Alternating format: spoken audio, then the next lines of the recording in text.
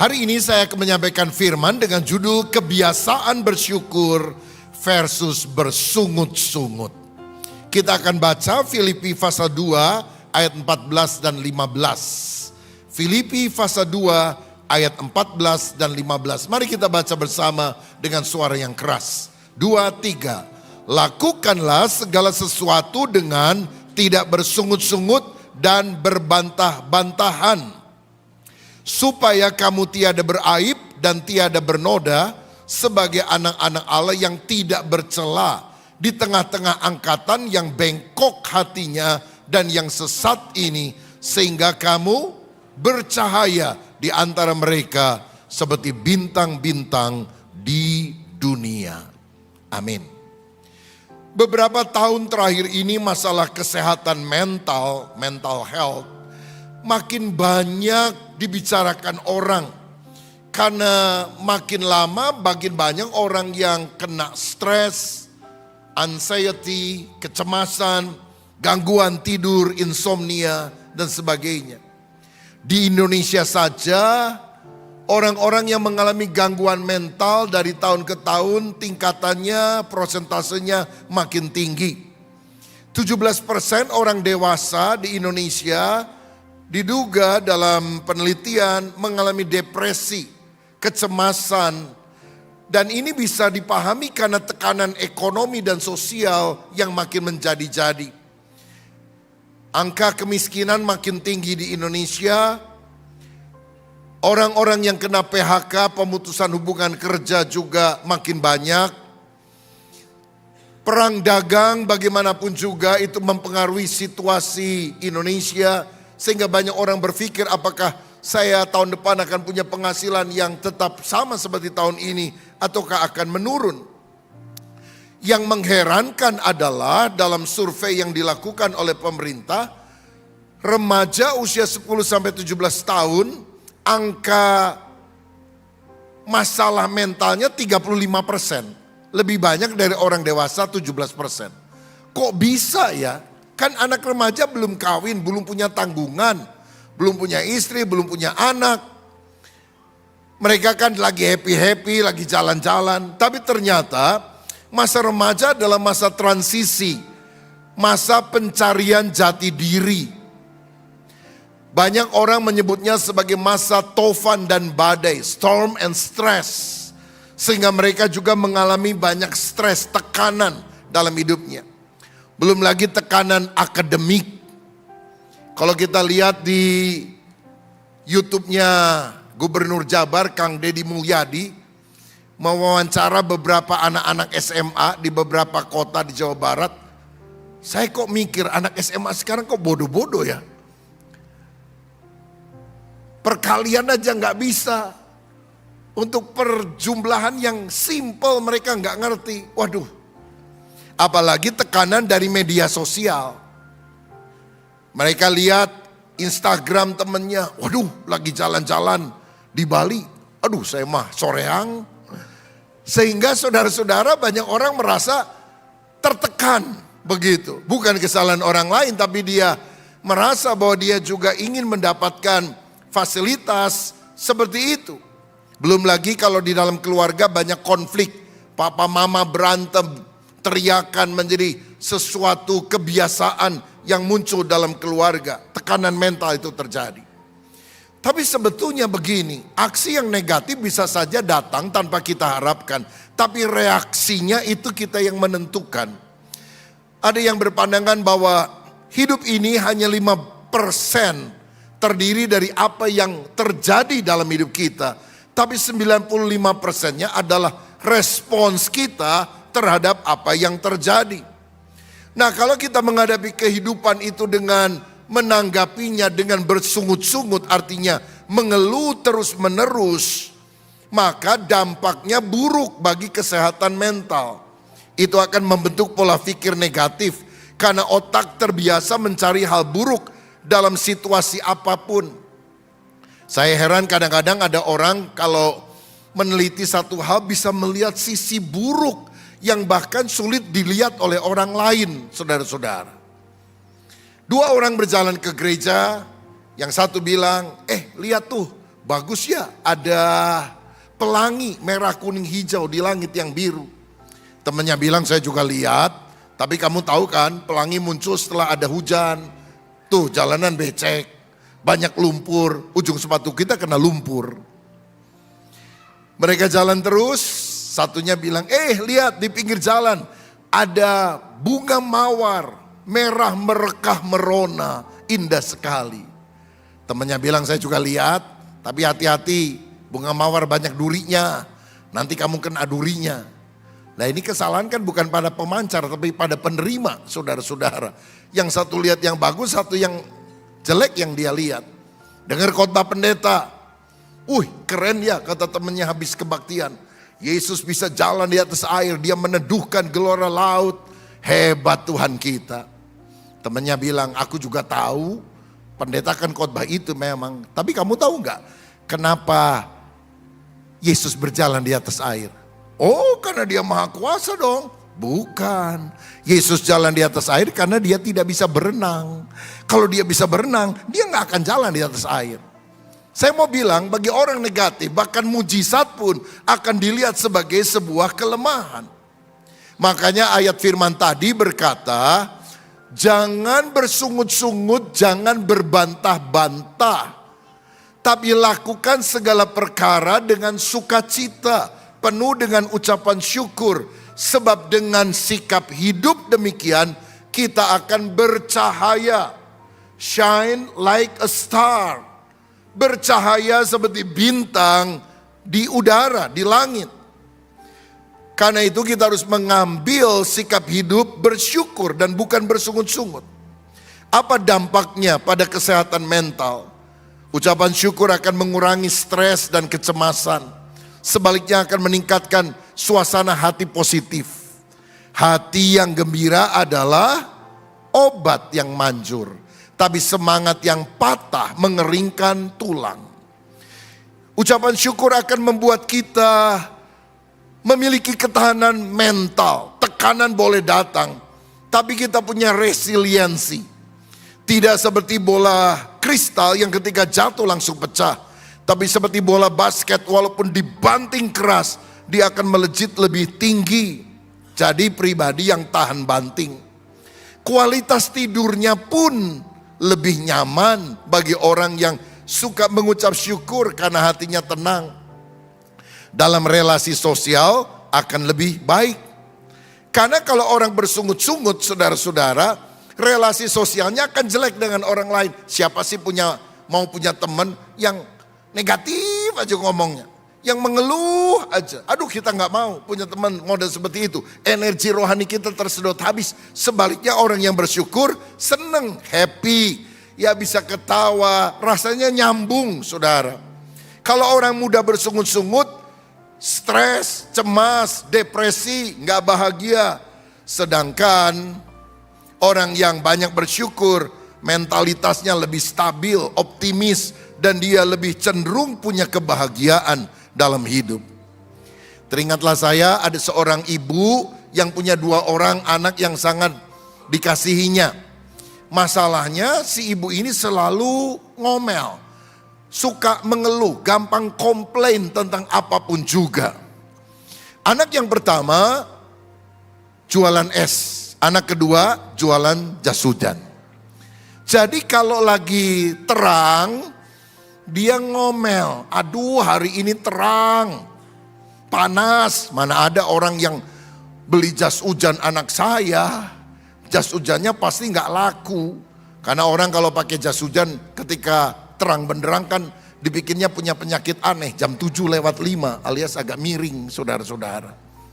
Tapi kalau besoknya hujan, dia juga ngomel, aduh anak saya yang jualan es, esnya nggak bakalan laku.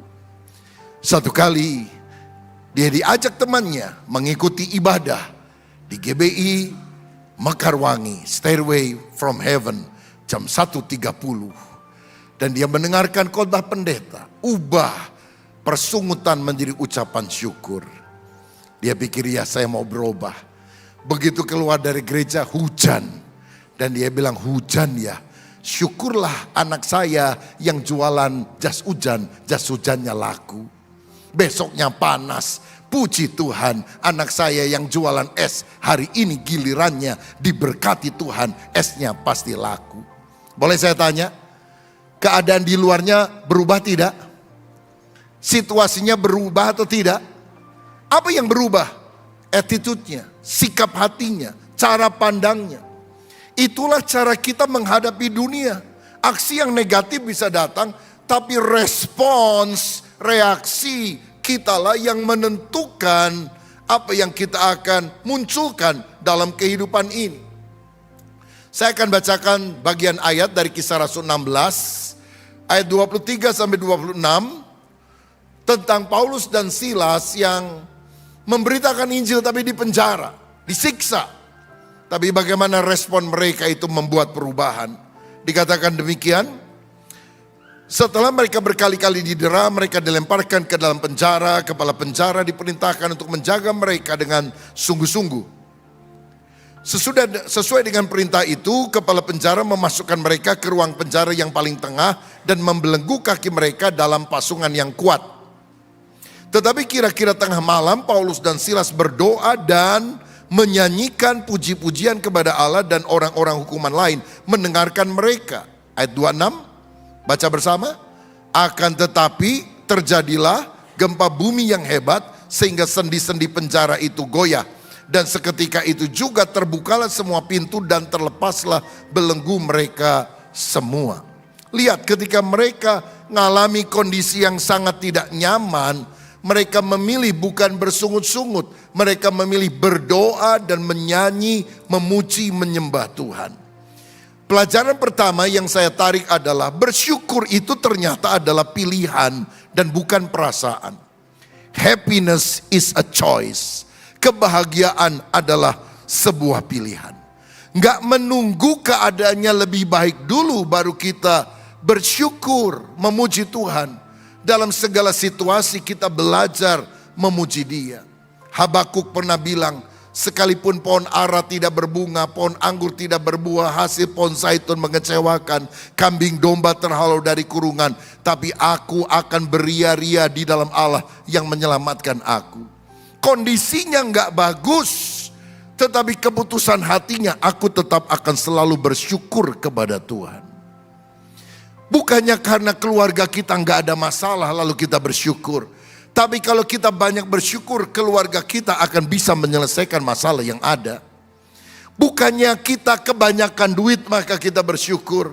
Tapi kalau kita banyak bersyukur, maka berkat akan lebih gampang tercurah di dalam kehidupan kita. Alkitab berkata, dan bergembiralah karena Tuhan, maka Dia akan memberikan kepadamu apa yang diinginkan hatimu. Mazmur 37 ayat 4. Gembira dulu baru diberkati atau diberkati dulu baru gembira? Mana yang betul?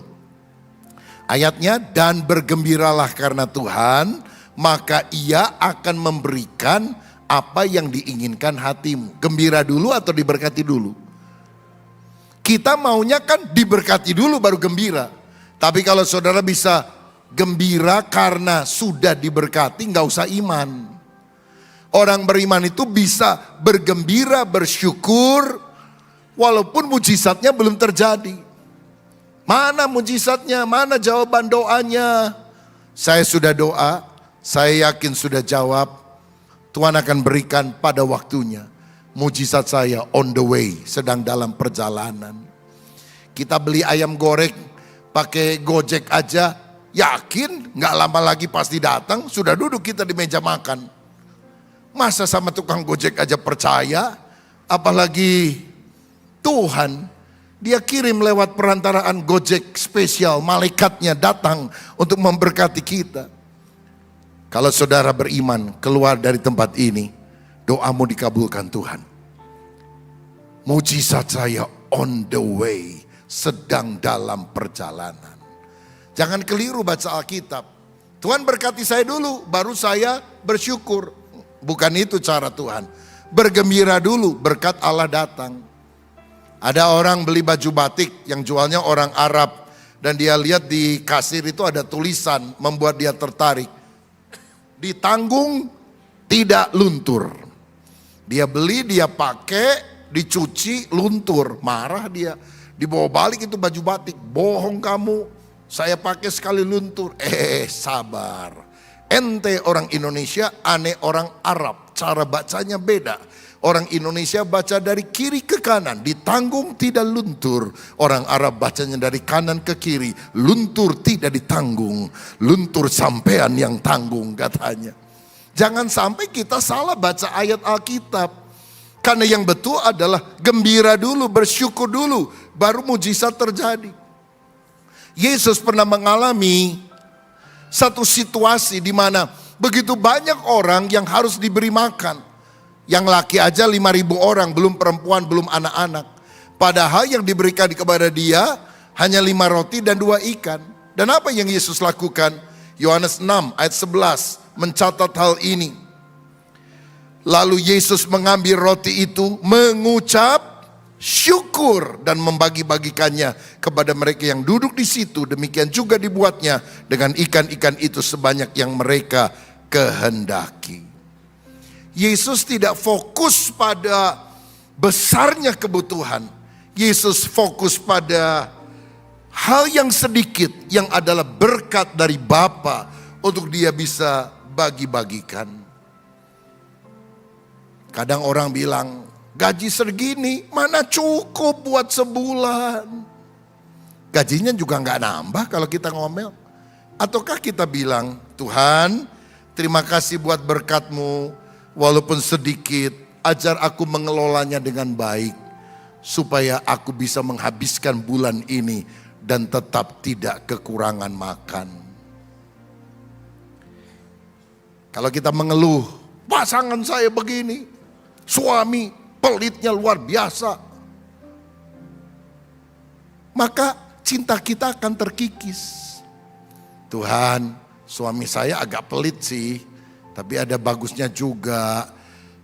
Dia maulah merawat anak bersama saya, ganti popok dan sebagainya. Terima kasih Tuhan. Kan lain cara pandangnya. Saudara bikin pesta. Pesta ulang tahun. Pesta pernikahan, ngundang orang banyak, yang datang dikit, cemas kita. Aduh, makanan banyak banget ini. Yang datang kok dikit ya. Aduh, siapa yang ngabisin ya? Aduh, sayang banget ya.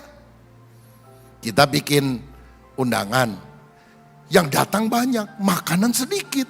Cemas juga kita. Waduh, yang datang banyak banget ya. Cukup apa enggak ya? Apakah dengan khawatir mie-nya jadi melar? Apakah dengan khawatir kerupuknya jadi mekar? Ngapain kita khawatir? Daripada khawatir lebih baik doa. Karena doa berkuasa. Tuhan, aku mengundang orang yang datang banyak banget. Padahal makanan terbatas. Saya berdoa. Yang datang makannya tidak rakus-rakus. Supaya semuanya cukup. Saya percaya doa lebih berkuasa daripada khawatir. Daripada cemas saudara-saudara. Maka kita harus melihat bahwa bersyukur itu adalah pilihan yang harus kita buat di dalam kehidupan kita. Kedua, bersyukur menghadirkan kuasa Tuhan. Lagi mereka menyanyi memuji Tuhan, gempa bumi, rantai lepas, pintu terbuka, mereka bisa bebas. Coba waktu mereka dalam penjara, mereka ngomel-ngomel, gak ada mujizat. Pada waktu mereka belajar bersyukur, sikap, attitude yang benar, mengubahkan perspektif, cara pandang mereka. Kalau kita ngomel di tengah kesulitan, kita justru makin terpuruk. Tapi coba kita mengubah pola pikir kita. Hikmah apa yang aku bisa pelajari dari masalah yang sedang aku hadapi.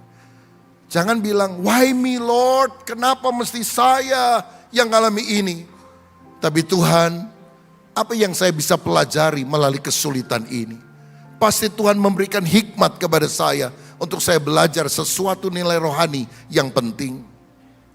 Kalau kita bersyukur dalam kesulitan, hati kita akan dijaga dengan damai sejahtera. Masalah datang, ku mau selalu bersyukur. Aku percaya rencana Tuhan terbaik. Hatinya lebih tenang. Filipi 4 ayat 6, jangan kamu khawatir tentang apapun juga. Nyatakanlah dalam segala hal keinginanmu kepada Allah dalam doa dan permohonan dengan ucapan syukur. Damai sejahtera Allah yang melampaui segala akal akan memelihara hati dan pikiranmu dalam Kristus Yesus. Hatinya terjaga oleh damai sejahtera Kristus. Lagi punya masalah, berantem, ribut, panik. Masalah tambah besar loh saudara. Keputusan bisa keliru. Tapi kalau kita tenang, teduh di hadapan Tuhan, nanti Tuhan akan memberikan hikmat. Dan keputusannya juga keputusan yang tepat. Bersyukur juga menyebabkan hadirat Allah kita alami secara nyata. Dan kalau Allah hadir, mujizat akan terjadi. Dan mujizat biasanya terjadi diawali dengan adanya pengucapan syukur. Yang ketiga, bersyukur menjadi kesaksian bagi orang lain. Waktu mereka nyanyi, tahanan, narapidana lain mendengar nyanyian mereka. Dan mereka mungkin bilang, agak lain nih orang, habis digebukin bukannya nangis, bukannya ngomel, kok malah nyanyi, kok malah doa. Tahukah saudara, sikap kita di masa sulit bisa membawa orang kepada Kristus. Kalau kita diberkati, orang bilang ya enak diberkati Tuhan, tapi lagi sulit, ngalami penyakit, di PHK, gaji kagak naik-naik, tapi kita tetap belajar bersyukur. Lain nih, kenapa kok kamu begitu tenang? Punya banyak duit? Enggak, saya juga ngalami pergumulan seperti kamu, tapi saya percaya ada Tuhan yang menyertai saya. Saya tidak akan kelaparan. Yehova Jireh, Allah menyertai saya. Dunia penuh dengan orang-orang yang mengeluh, maka orang yang tahu mengucap syukur akan menjadi terang. Kamu akan bercahaya seperti bintang-bintang di dunia. Kalau kamu tidak bersungut-sungut, sebaliknya kamu hidup penuh dengan ucapan syukur. Syukur adalah kesaksian tanpa kata. Karena kita yakin Tuhan pegang kendali. Tuhan duduk di atas tahta. Dia mengatur seluruh yang terjadi dalam kehidupan. Dan bukankah gara-gara Paulus dan Silas di penjara, kepala penjaranya akhirnya mereka injili dan bertobat dan dibaptis pada hari itu. Kalau mereka tidak pernah di penjara, kepala penjara ini gak pernah ketemu Yesus. Saya percaya di balik semua hal yang tampaknya buruk, ada rencana Tuhan yang indah yang tidak pernah kita pikirkan. Saya membaca kisah seorang dari Belanda namanya Corrie ten Boom. Dia adalah orang yang sangat terkenal terutama setelah Perang Dunia Kedua. Karena pada masa Perang Dunia Kedua dia menyelamatkan dengan cara menyembunyikan orang-orang Yahudi di dalam rumahnya yang dibuat ruangan bawah tanah. Orang datang silih berganti, tapi diselamatkan, diberi makan sampai akhirnya mereka bisa lari ke tempat yang lebih aman. Dan diduga yang diselamatkan oleh keluarga Corrie ten Boom 800 orang Yahudi. Sehingga sampai hari ini Corrie ten Boom dianggap sebagai salah satu hero bagi orang-orang di Israel. Dalam bukunya The Hiding Place, tempat persembunyian, dia cerita bahwa satu kali dia ditangkap oleh Nazi dan dimasukkan dalam kamp konsentrasi. Dia bersama dengan adiknya Betsy. Dan dia dimasukkan di dalam barak yang paling jorok, paling bau, banyak kutu. Saudara-saudara, tentu saja mereka merasa geli dengan situasi yang ada. Tapi akhirnya Corrie mengambil keputusan untuk tetap belajar mengucap syukur. Mengucap syukur bahkan untuk kutu busuk yang ada. Tapi lama-lama mereka sadar bahwa prajurit-prajurit dari tentara Nazi ini suka masuk ke barak-barak yang lain, memukuli orang yang ada, bahkan membunuh orang-orang yang ada. Tapi para prajurit itu jarang mau masuk ke barak yang dimana Corrie and Betsy ten Boom ini ada. Karena baunya minta ampun, kutu busuknya banyak banget. Sampai akhirnya mereka bisa selamat, lolos, mereka survive dari masa aniaya Nazi. Dan Corrie ten Boom bisa membaca Alkitab yang dia selundupkan. Dan dia tidak terganggu ketika baca Alkitab karena para serdadu jarang masuk ke barak tersebut.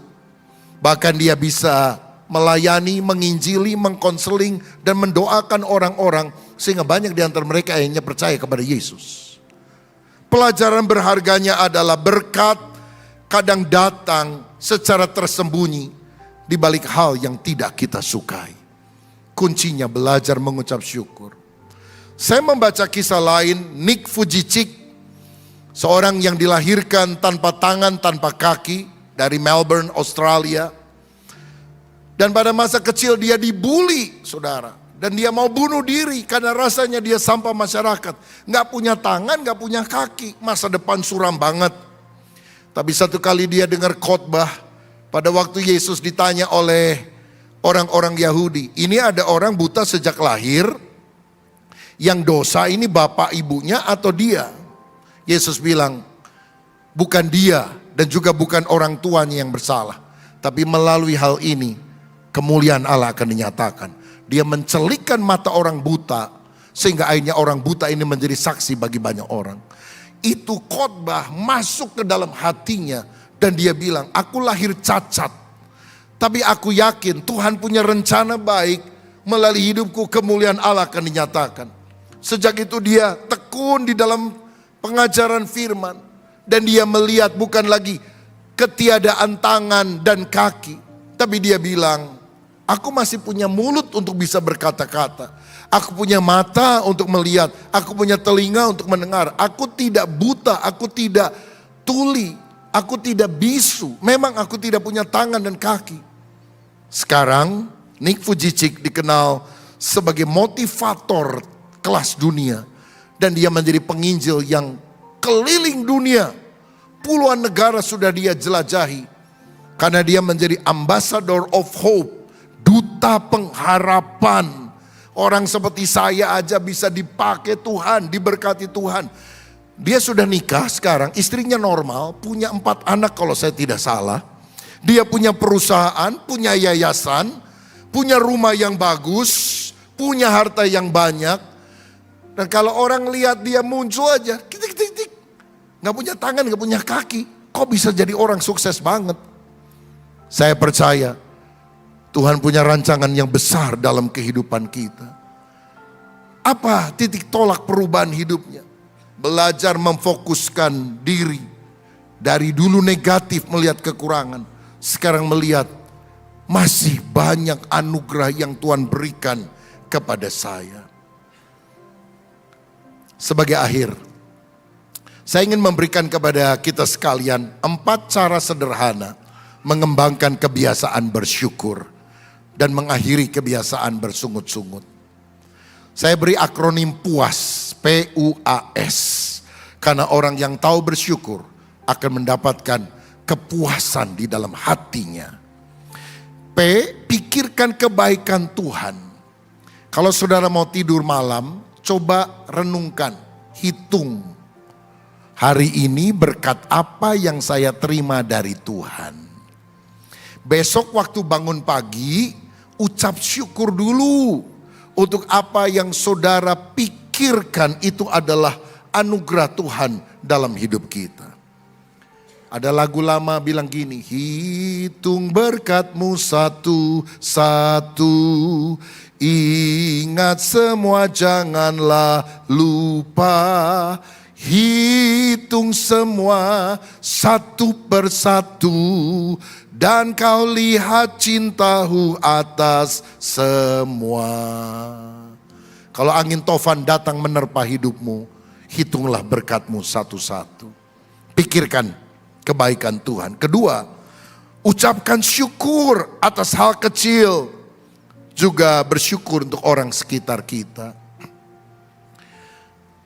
Bersyukur itu jangan hanya untuk perkara besar. Buta melihat, lumpuh berjalan, kanker disembuhkan. Hal yang paling kecil pun kalau kita renungkan adalah anugerah. Kalau saudara tadi bisa bangun pagi, anugerah loh. Karena tadi malam ada orang tidur gak bisa bangun sampai hari ini.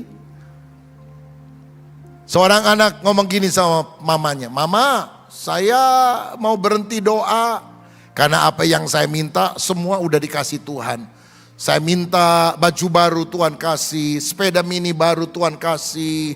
Saya minta tas sekolah baru Tuhan kasih." Mama bilang, Mulai hari ini, kalau kamu doa jangan minta-minta nak. Terima kasih sama Tuhan. Apa saja yang Tuhan berikan sampai sekecil-kecilnya, coba kamu berterima kasih. Baik mama, Tuhan terima kasih untuk sepatu baru, untuk baju baru, untuk sepeda mini baru. Terima kasih saya punya papa mama yang sayang saya. Saya punya dedek yang lucu. Saya bisa tinggal di rumah yang bagus. Terima kasih saya bisa makan pagi. Terima kasih saya bisa sekolah. Tiba-tiba dia teriak, mama kalau doanya gini, doanya gak habis-habis, gak selesai-selesai. Itulah doa. Bukan cuma meminta, tapi bersyukur kepada Tuhan. Berterima kasih kepada Dia. Bersyukur juga untuk orang yang ada di sekitar saudara. Thank you ya sudah jadi teman saya. Saya ngalami banyak badai kesulitan dalam hidup. Untung ada kamu. Kamu selalu mengencourage saya, meneguhkan hati saya. Saya nggak tahu kalau saya nggak punya teman seperti kamu gimana. Kamu best friend. Itu menggembirakan orang ketika kita memberikan pujian dengan tulus. Ucapkan syukur. Ketiga, ayat firman dipegang teguh. 1 Tesalonika 5:18, mengucap syukurlah dalam segala sesuatu karena itulah yang dikehendaki Allah di dalam Kristus bagi kamu. Roma 8:28, kita tahu sekarang Allah turut bekerja di dalam segala sesuatu untuk mendatangkan kebaikan bagi setiap orang yang mengasihi Dia. Tuhan turut bekerja, Dia gak pernah diem, Dia gak pernah tinggalkan kita. Seburuk apapun kondisi yang engkau alami, Tuhan merancangkannya untuk kebaikan. Kadang-kadang kita tidak paham, kenapa Tuhan ini terjadi. Percayalah, Dia setia kepada kita, bahkan ketika kita tidak setia kepadanya. Kalau kita tanya-tanya, kadang-kadang Tuhan jarang jawab, saudara. Kenapa? Karena dijawab pun kadang-kadang kita ngeyel, mau-maunya sendiri. Yakinlah, kita tidak hidup dari penjelasannya Tuhan. Kita hidup dari janjinya Tuhan. Aku menyertai engkau senantiasa. Dan kepada janjinya kita bisa tenang. Pegang ayat firman. Itu menguatkan saudara ketika engkau dalam badai. Yang keempat, puas. Selalu ganti keluhan dengan doa dan syukur. Kalau saudara ngalami situasi kurang nyaman, saudara mulai ngomel, coba ganti dengan ucapan syukur. Maka situasi akan berubah. Aduh, rumah bocor aja lagi. Kita bisa panjangkan itu ngomelan kita.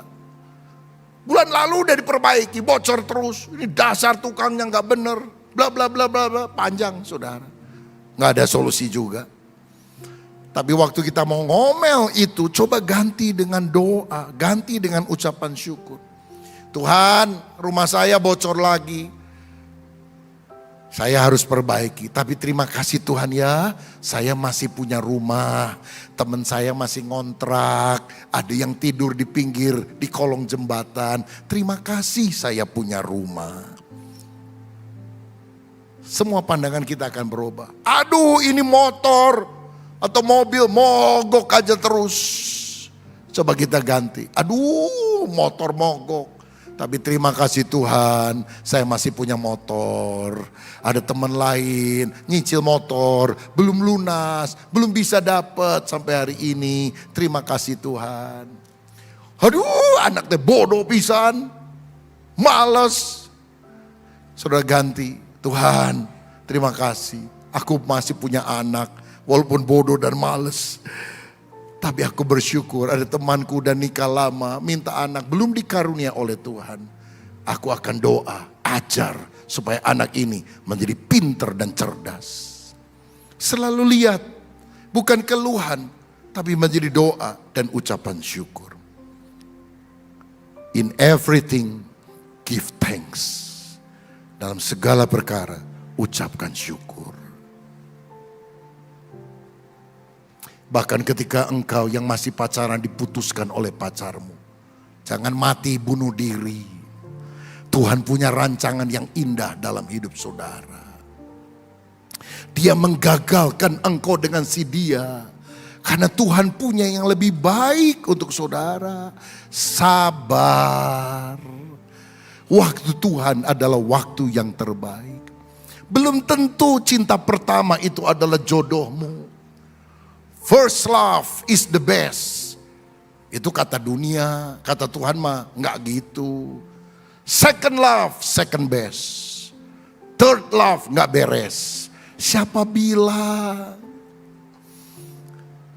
Ada anak SMA, aduh patah hati, putus cinta. Aduh rasanya udah gak semangat hidup. Aku gak bisa hidup tanpa kamu. Untung ada temennya yang ngajak dia ke gereja. Kalau enggak dia udah bunuh diri tuh saudara. Di pohon cabai. Tapi tunggu 40 tahun kemudian. Reuni SMA. Wah seneng ketemu lagi sama teman SMA. 40 tahun kemudian. Kita ketemu reuni. Sama yang first love itu. Ini butut gini kan. Untuk saya gak kawin sama dia. Wah mendingan istri saya sekarang. Nah makanya kan lagi diputusin juga. Tetap bersyukur. Karena rencana Tuhan lebih baik dari yang kita pikirkan. Siapa yang percaya berikan tepuk tangan yang paling meriah untuk kemuliaan nama Tuhan. Saya mau akhiri dengan ini. Kita di Jakarta ada 3 tempat ibadah. Harapan Indah, Bekasi, Kedoya, Jakarta Barat, Kelapa Gading, Jakarta Utara. Sekian tahun yang lalu di Kelapa Gading ini ada worship leader, pemimpin pujian. Bukan full timer, dia adalah jemaat yang aktif, volunteer. Dia bekerja sebagai staf administrasi di sebuah sekolah kecil di Jakarta. Sekolahnya sekarang udah tutup karena muridnya juga gak ada yang daftar lagi. Penghasilannya kan terbatas. Tapi saya lihat dia setia setiap minggu melayani. Kalau nggak jadi pemimpin pujian, jadi singer, jadi apa sajalah yang bisa dia lakukan untuk memuji Tuhan. Satu kali ada orang tua dari anak didiknya yang telepon, Pak, hari Jumat malam bisa ke rumah saya enggak? Saya mau bikin persekutuan keluarga. Sedikit sih orangnya, cuma saya, istri, anak-anak sama orang tua. Bapak bawa gitar ya. Saya kan dari gereja yang liturginya enggak ada lagu-lagu baru.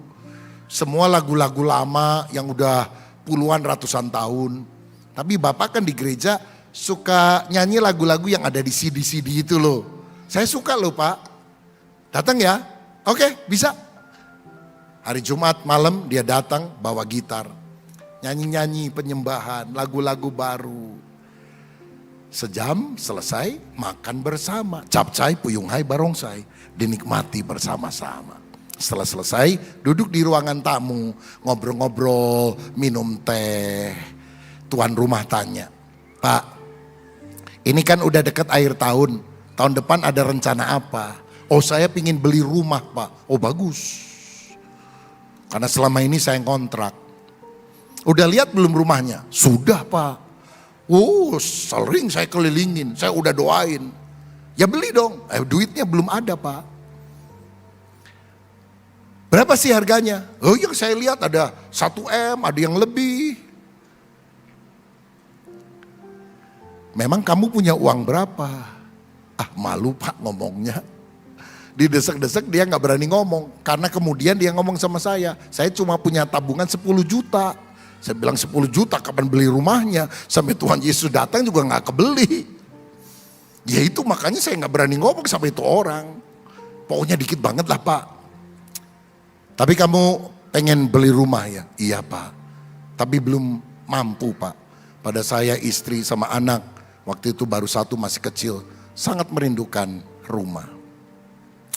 Tunggu ya sebentar ya. Orang ini masuk ke kamar. Gak lama balik lagi bawa cek. Ini berkat buat kamu, gak dikeamplopin saudara, kasih di tangan. Dipikirnya ini uang transport, kan disuruh datang bawa gitar, ya kasih transport gitulah. Begitu dilihat, kaget, nolnya banyak banget. Gak pernah dia lihat uang sebanyak itu. Lalu dia bilang, maaf Pak, saya permisi sebentar ke toilet ya. Dia masuk ke toilet, bawa cek itu, dan dia ngomong kemudian kepada saya sebetulnya bukan mau kencing. Saya ingin memastikan apakah penglihatan mata saya benar. Saya hitung itu nolnya. Gede banget di duit. Keluar dari kamar mandi, gemeter dia. Dia bilang, "Pak, ini apa? Utang bukan? Kalau ini utang saya nggak bisa bayar, Pak. Saya nggak punya uang." "Bukan utang, berkat buat kamu." "Tapi gede banget, Pak." "Iya, kamu kan mau beli rumah, duit kagak ada. Sampai kapan kamu bisa beli rumah?" "Kebetulan saya ada berkat, ya saya tergeraklah kasih buat kamu." Wah, dia bersyukur, berterima kasih. Dan dia segera pulang ke rumahnya. Takut orang ini berubah pikiran, saudara-saudara.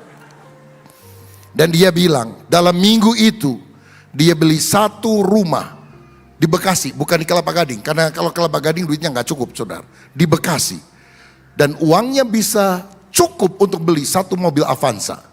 Jadi 1 rumah, 1 mobil Avanza dalam 1 minggu. Saya tanya, kok cepat banget kamu bisa beli rumah? Lah kan saya udah ngincer bertahun-tahun. Udah tahu lokasinya perumahan mana. Duit belum ada. Dan begitu ada duit, ya saya beli. Saudara-saudara, worship leader ini dikenal oleh teman-temannya sebagai Mister Semua Baik. Kenapa? Kalau dia mimpin pujian, lagu boleh macam-macam. Selalu ada semua baik, semua baik. Apa yang telah kau perbuat di dalam hidupku. Tiap kali mimpin pujian selalu ada nyanyi lagu itu. Jadi disebut Mister Semua Baik. Dan minggu itu saya khotbah di Kelapa Gading. Dia mimpin pujian. Lagu terakhir, saudara tahu apa? Semua baik, semua baik. Saya sudah beberapa kali khotbah dan memang dia mimpin pujian, lagunya yaitu. Kali ini beda. Waktu dia nyanyi di tengah jalan, nangis, nggak tahan, suaranya bergetar. Badannya bergetar. Lalu dia balik badan menghadap tembok. Gak berani menghadap jemaat. Singers menyanyikan lagu ini terus. Dia nyanyi sambil terisak-isak. Karena apa? Selama ini dia bisa nyanyi. Karena dia hafal lagunya. Hari itu dia mengalami mujizat Tuhan. Kasih Tuhan. Dia mengalami Tuhan Yesus selalu baik bagi setiap orang yang percaya dan tahu mengucap syukur. Sekarang dia tidak lagi menjadi staf administrasi di sekolah. Sekolahnya udah tutup. Sekarang jadi apa? Jadi pendeta Gereja Bethel Indonesia di salah satu perumahan di Bekasi. Karena dia rasa kebaikan Tuhan yang di luar nalar. Dan dia berikan, aku berikan seluruh hidupku untuk kemuliaan nama Tuhan. Ini doa saya untuk saudara. Apapun tantangan yang engkau hadapi, asal engkau punya sikap hati yang benar. Percaya rencana Tuhan yang terbaik. Berkat Tuhan akan dilimpahkan bagi kita yang percaya kepadanya. Berikan kemuliaan untuk Tuhan Yesus.